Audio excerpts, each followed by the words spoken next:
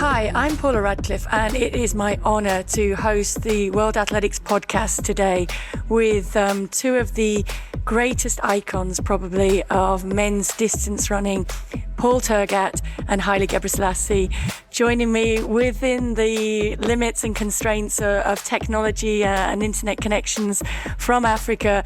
But hopefully we will bring you a fun chat and some of the banter and great rivalry and great friendship that really epitomised their career that spanned over 20 years, and I was lucky to fit into a lot of that. Okay guys, so we're going to start off with a little bit of a trip down memory lane. If we go right back to first Olympic memories back in 1996, and your memories of those two iconic races really that you had in 1996, and then that finish in Sydney in 2000 where one was in front then the other was fighting back, and it was really cat and mouse all the way down the home straight. Of those two, do you each have a favourite? Thank you very much, Paula, for hosting us today. And we apologize that our schedules has been very difficult to be able to catch up most of the time. But now we are here. And to go back to your question is that, you see, when it comes to our time since 1996, we have come a very long way. And when it comes especially to our running in particular as a sport, I want to say that since that time, things have really changed for a very long time. And especially with me and Haile, since that we met way back in early 90s in cross country, and as we developed together our friendship and our competitive also rivalry for a very long time and until today. So 96 was my first year Olympics event to participate in, and I missed 92 because after 92 I had after Boston, and I believe that we were together in Boston, the cross country. I think all three of us were together in Boston, right? Everybody was in Boston, and then it was the first Olympics in Atlanta. Exactly. And it's just that you two jumped up much faster than me. Boston, I didn't make even to the start line, which was a very disappointment to me at that time, and I thought that my career is finished completely because I had won and beat everybody back here. I was actually the favorite in the country, in the team, from the Kenyan team, and I could not make because I was flying for the first time. Being in the plane for the first time was something very unique from my end, and landing in Boston, I think my body went into shock because of the cold. Was it the first time you saw snow? It was my first time in my lifetime. And you, Haile? No, for me it was the second time, I believe, because I ran in 1991 Antwerp, Belgium. You remember that one? I think Paul, you missed that race, but don't worry, you didn't miss anything because it was really terrible. It was perfect for you, Paula. You win the junior race, the Boston. You win the junior or? Yeah, in Boston. Yeah, you did. You did it. I remember that one. So yeah, it was cold that day in Boston, but then Atlanta was hot because I remember I remember some horrible pictures of you and the bottoms of your feet after the race. Do you remember that in Atlanta? Paula, Atlanta was really terrible. Imagine, the difference between Atlanta and Boston. It's it's like very opposite each other, right? And Atlanta was really, as Paul said, was my first Olympic, and I missed also the Barcelona because of was not qualified. But I was good, just I would have been, just to participate in Barcelona also, but didn't work. But the Atlanta was really the hard one. When I said the hard one, of course, as you see, the humidity, the temperature is really very very hot. And of course, when you think about Africa, especially Kenya and Ethiopia, it looks hot. But here in Addis Ababa, we don't have just more than 28 degrees centigrade a day. But in Atlanta, sometimes it was 35 with humidity. Imagine how difficult. Yeah, that's Atlanta, and me and Paul, of course, we were, same time, for the same distance, and me and Paul Tergat, we had really a long career since 90. First one we ran together 93, I think, Paul. I don't remember exactly. That cross country, maybe, or somewhere. Yes. I don't forget because he's always in front of me when it's cross country. That's why. How can I forget? Yeah, Paul's the king of cross country, right, Paul? When you talk about cross country, for sure, that is something that we try to square it out with Haile for a very long time. Again, is that.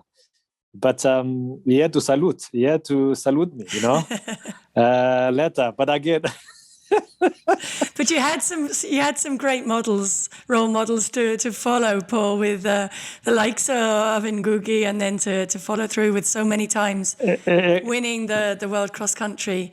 Is it your favorite cross country track road? Exactly. Coming also from. Way from 93, actually, when I picked up now my running career seriously. Again, is that my friendship again with Haile, being the two great East African runners, was clearly genuine and was actually born since that time. And I want to say that as much as our friendship, which does actually stretch beyond our sport and across our national borders and boundaries, because since that time, aside every time that we meet during the race, when we change into our shoes for competition representing our respective nationalities, we definitely became, we are naturally converted into intense sporting rivalry, which is something that we always love that. But after that, even during Grand Prix, you remember during the Grand Prix, immediately after the game, after the competition, the Grand Prix, whether in London, whether it is in Zurich, whether it is in all these meetings that we used to go, immediately after the competition, we would still stay around within the lobby when the other athletes have gone, all the rooms disappeared and gone to sleep. But we could still enjoy our tea and coffee. I know Haile loves coffee a lot, and I love tea. Yeah. So we used to... It's Kenyan tea, Ethiopian coffee. Yes. It's a really important point that you make, Paul. It's rivalry on the track, but I think a lot of friendship and respect off the track.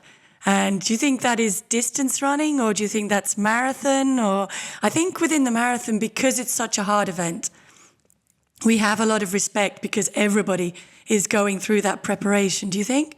I think marathon was actually something else because we met with Haile again in London, London Marathon 2002. And that was one such a showdown when I will never forget, because that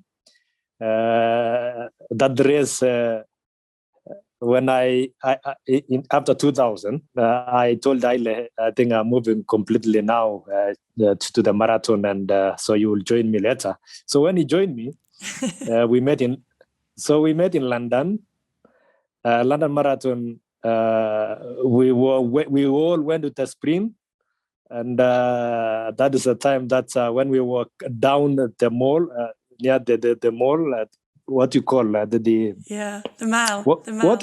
The mall, yes, the mall. yes.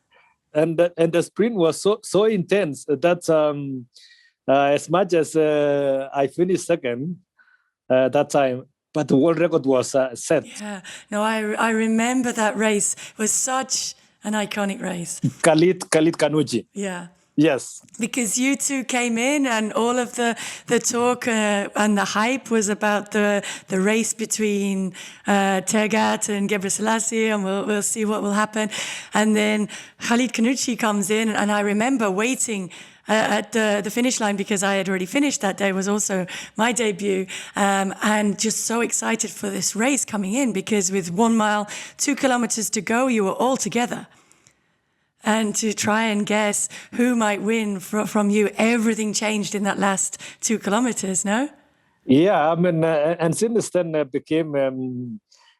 became again, I think, to me, I mean, I actually find my footing now into the marathon, and I enjoyed my career, very long career. I mean, like you, we enjoyed together. I mean, Paula, this was, you see, even when I tried to relive back into the senior Olympic Games, which to me until today, there will remain, there will be nothing exceptional like that event. This was one global event that captured the whole world with what was widely regarded at that time as one of the most thrilling nights in our athletics history in terms of our competitions. And I want to say again that as much as even some other people still call it a Magic Monday, and which elicited so much special memories for us as a track and field fans, especially for the track and field fans for many years, even today. With many agreeing that it was actually one of the rarest competitions that we had. And I remember that time competing, and I was in the best of form, knowing that I was going to give the best and all that. But again, this is competition, which sports has actually given me a great experience. That's such a rich emotions also when I think about it.